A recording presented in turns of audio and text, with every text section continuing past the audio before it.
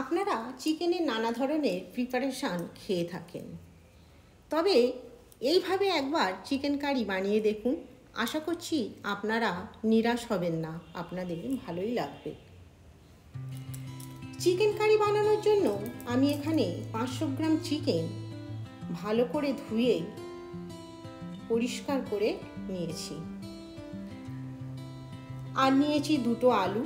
আলুগুলো খোসা ছাড়িয়ে এইভাবে কেটে ধুয়ে নিয়েছি।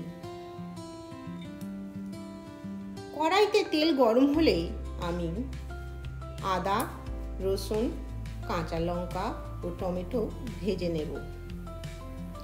আমি এখানে নিয়েছি 1 ইঞ্চি আদার টুকরো, 6 কোয়া রসুন, একটা কাঁচা লঙ্কা ও দুটো টমেটো।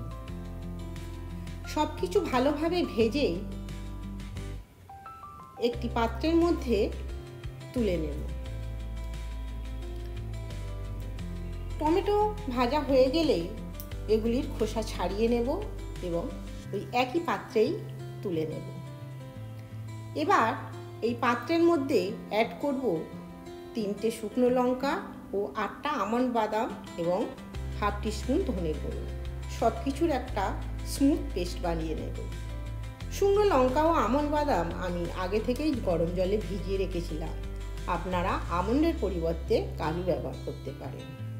এবার কড়াইয়ের মধ্যে তেল দিয়ে আলুগুলো ভেজে নেব। আলু ভাজার সময় নুন ও হলুদ দিতে ভুলবেন না। নুন ও হলুদ দেওয়ার কারণেই আলুর রঙটা সুন্দর আসে আর আলুর মধ্যে ভালোভাবে নুন ঢুকে যায়। আলুর গায়ের রং সোনালি হয়ে এলে আলুগুলো কড়াই থেকে নামিয়ে নেব।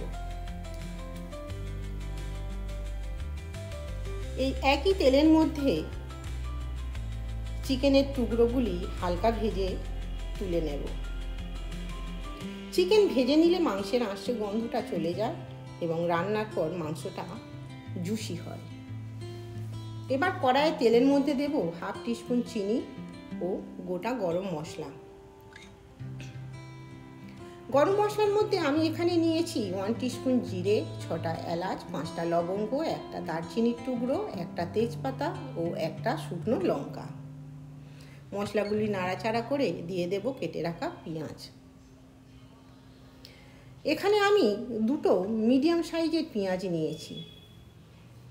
পেঁয়াজ ভালোভাবে ভাজা হয়ে গেলে এর মধ্যে দিয়ে দেব আগে থেকে তৈরি করে রাখা মশলার পেস্টটি।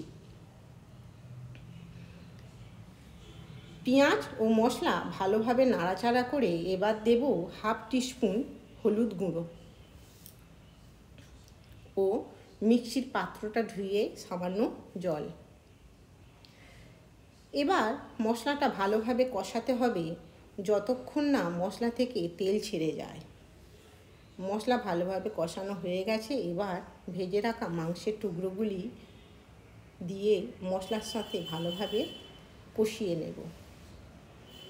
এই পর্যায়ে দিয়ে দেব পরিমাণ মতো নুন। আমি আগেই আলু ভাজার সময় নুন দিয়েছিলাম, তাই নুনটা অল্পই দিলাম। মাংস ভালোভাবে কষানো হয়ে গেলে এবার দেব ঝোলের জন্য পরিমাণ মতো জল। এখানে আমি গরম জল ব্যবহার করেছি।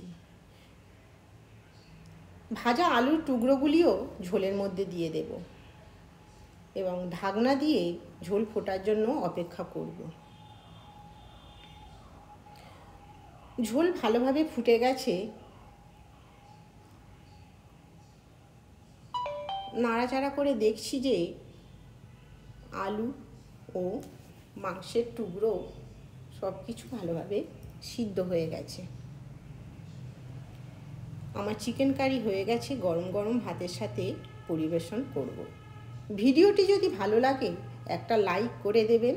সাবস্ক্রাইব করার অনুরোধ রইল।